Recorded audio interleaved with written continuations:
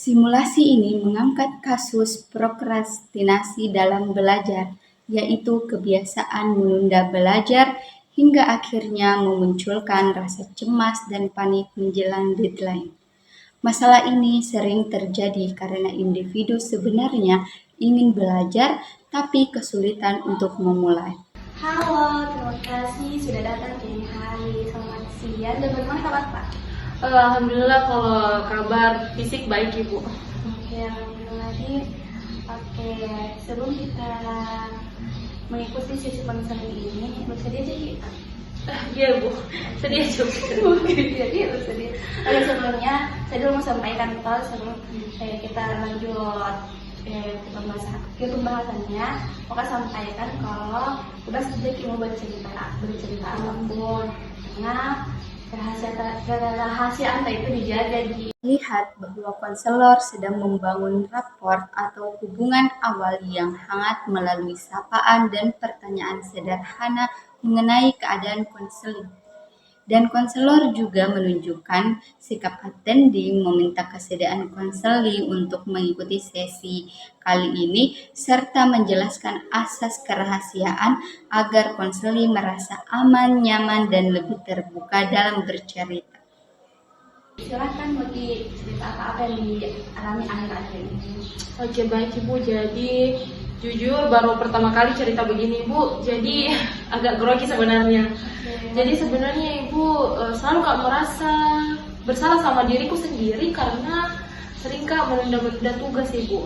Waktu deadline baru kukerjakan Ki. Berarti kita itu punya keinginan untuk belajar, Iya, Ibu. tapi di sisi lain sering kita menunda. Iya Ibu.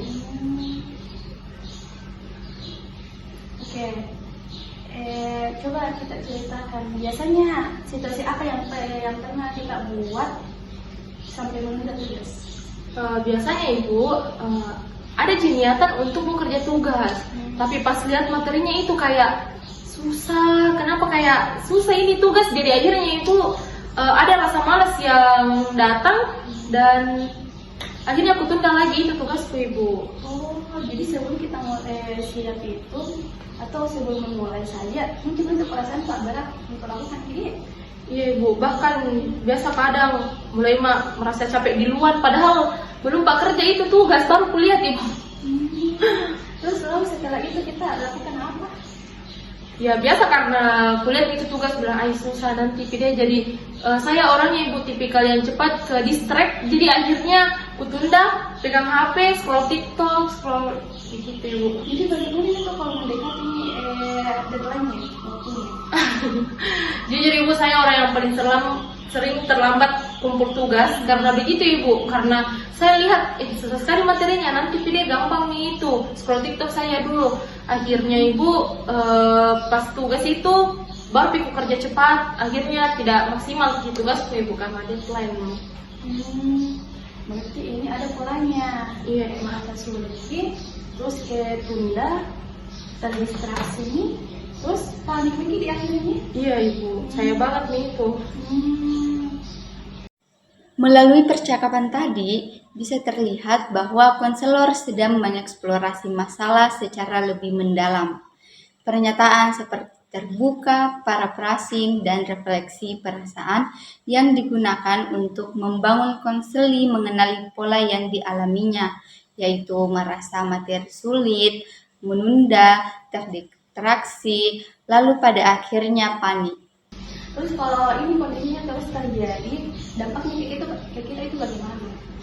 Kalau jujur Ibu, dampak yang kurasakan itu merasa bersalah Kak sama diriku sendiri, dan terjadi adanya kurang percaya diri sama saya Ibu, karena kurasa kayak berarti ini tugasku tidak maksimal Ki. Ada rasa cemas juga biasa apa Ibu, kalau misalnya mau input nilai guru-guru takut Kak cemas karena selalu terlambat kerja tugas. Iya Ibu. Kalau bisa tidak berubah, apa yang mungkin jadi seperti apa? Kalau bisa berubah Ibu, mau Kak jadi orang yang konsisten, tidak cepat ke distract kalau pegang HP sedikit scroll TikTok. Mau Kak tidak tunda-tunda pekerjaan tugas Ibu, jadi bisa aku maksimalkan. Iya baik. Jadi tujuan saya itu adalah bantu kita kurangi kebiasaan untuk tunda itu, terus bangkit juga pola belajar, bantu itu yang lebih teratur. Itu tidak sih? Setuju Ibu, setuju sekali karena memang butuh bantuan tak untuk bagaimana cara aku biar tidak aku tunda-tunda bilang tugasku Ibu. Oke. Setelah masalah tergambarkan dengan jelas, konselor membantu konseli menetapkan tujuan konseling. Nah, tujuan ini penting supaya proses konseling tidak hanya berhenti pada cerita tentang masalahnya, tapi juga mempunyai arah yang jelas. Dengan adanya tujuan yang disepakati bersama, konselor dan konseli jadi lebih fokus pada perubahan yang ingin dicapai. Maka dulu jelaskan lebih sedikit supaya juga paham apa yang sebenarnya terjadi. Ya, dalam konseling belajar itu ada yang disebut cognitive behavioral therapy atau kita sebut dalam singkatannya itu CBT. Nah, Apa itu kognitif? behavioral therapy. Apa itu? Lebih singkatnya itu CBT. Nah, itu kok pendekatannya ini menjelaskan bahwa perilaku itu dipengaruhi oleh pikiran dan perasaan kita. Oh, jadi karena aku simpulkan di luar nih bilang susah ini tugas, akhirnya datang malas kah Ibu karena aku simpulkan di luar nih. Betul, karena kan dalam CBT itu ada yang disebut cognitive distortion, yaitu pola pikir yang negatif yang muncul secara otomatis. Nah, dari pikiran kami itu muncul perasaan tidak nyaman seperti malas, cemas atau takut mati gagal. Berarti saya itu tipikal yang cepat memang menyimpulkan Ibu, karena biasa kuliah saja tugas bilang susah ini, padahal tidak aku baca Ibu. Betul. Nah, dan akhirnya itu perasaan itu mendorong perilaku tak, yaitu menunda belajar. Jadi polanya itu seperti ini, pikiran, perasaan ke perilaku nih. Terus tapi dalam kasus saya itu merasa sulit Nah, merasa sulit terus merasa malas atau tertekan, jadinya kita tunda. Saya sekali nih itu Bu, saya banget nih. Tapi kabar baiknya itu pola ini tuh bisa diubah. Tapi dengan cara kita latih, caranya kita berpikir yang lebih realistis gitu. Terus misalnya dari ini sulit menjadi oke, coba dulu pakai sedikit demi sedikit. Jadi nanti mulai ini konsisten. Ternyata selama ini saya yang distrik diriku bilang sulit ini. Saya yang cepat simpulkan. Pada bagian ini, konselor menggunakan pendekatan kognitif behavioral terapi atau biasa disebut dengan CBT. Konselor membantu konseli memahami bahwa perilaku menunda dipengaruhi oleh pikiran otomatis negatif yang memunculkan perasaan tidak nyaman yang kemudian berujung pada perilaku prokrastinasi. Nah, sekarang kita coba strategi yang bisa kita lakukan. Misalnya kita mulai dari langkah yang kecil dulu, kayak misalnya belajar 15 menit terlebih dahulu. Gitu. Kalau 15 menit Bu, mudah aja sebenarnya Bu, ringan Ci. Betul, karena yang paling sulit itu bagaimana kita mulai. Nah, selain itu kita juga bisa buat jadwal yang sederhana, yang lebih realistis. Ya, dan terus beri ke diri sendiri, percaya sendiri setelah belajar. Oke, jadi mulai besok-besok Ibu akan berterapkan yang kita bilang belajar dulu 15 menit walaupun sedikit. Intervensi yang diberikan mulai mengarah pada perubahan perilaku. Melalui teknik self-management dan behavioral, konselor membantu konseli memecahkan tugas menjadi langkah-langkah kecil agar kegiatan belajar terasa lebih ringan, realistis, dan lebih mudah untuk segera dimulai. Terus sekarang juga coba bayangkan nanti malam kalau kita belajar, apa yang kita lakukan? Seperti yang kita bilang, nggak mau dulu distrik diriku, mau dulu percayakan Ki bilang gampang Ji ini tugas, walaupun 15 menit Ciku kerja, setidaknya ada perkembangan. Ya, bagus. Jadi setelah itu akhirnya mungkin bisa dulu kurehatkan diriku ibu, istirahat dulu sebentar baru lanjut lagi kalau memang masih ada. Oke, itu realistis dan sangat baik. Latihan simulasi yang dilakukan menunjukkan bahwa konselor tidak hanya membantu konseli memahami strategi secara teori, tapi juga melatih penerapannya dalam situasi nyata. Hal ini penting agar konseli lebih siap dan lebih percaya diri dalam mencoba perubahan di kehidupan sehari-hari. Nah, dari pembicaraan kita hari ini, apa yang kita sadari?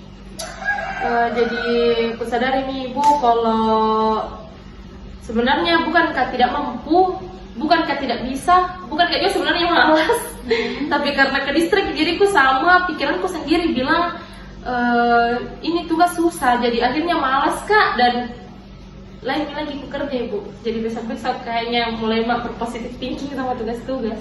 Oke, itu yang pemahaman yang sangat penting. Dari tahap evaluasi ini terlihat bahwa konseli mulai memahami sumber hambatannya, dan konseli juga menyadari bahwa kesulitan belajar yang dialaminya bukan semata-mata karena tidak mampu, tapi juga dipengaruhi oleh pola pikir negatif sebelum memulai sesuatu. Nah, kedepannya itu bisa kita mulai belajar, misalnya kayak 15 menit terus buat jadwal sederhana, terus kita catat pengembangan tak bagaimana. Oh iya ibu, nanti akan lebih konsisten kak lagi karena sudah maju konseli sama kita. Betul.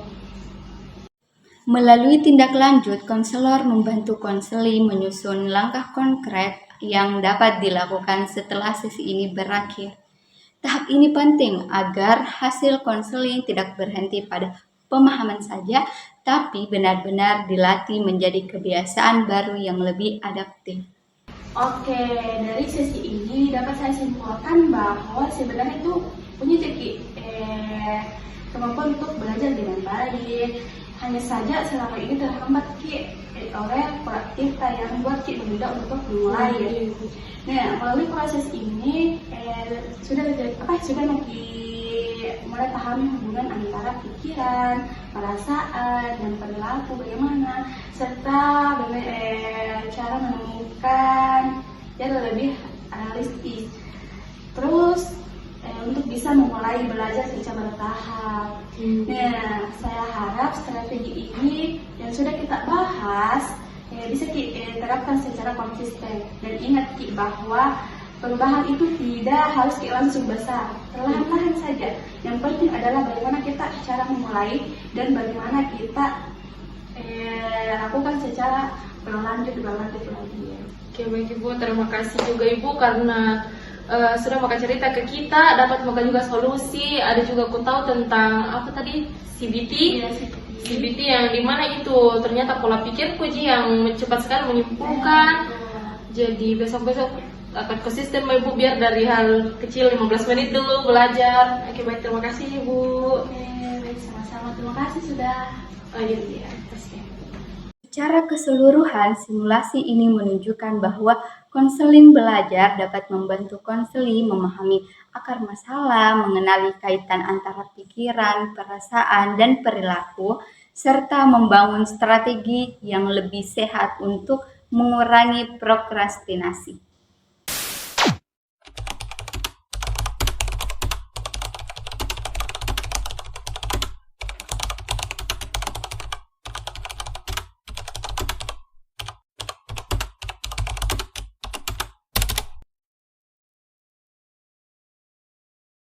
Selamat pagi, selamat siang gitu.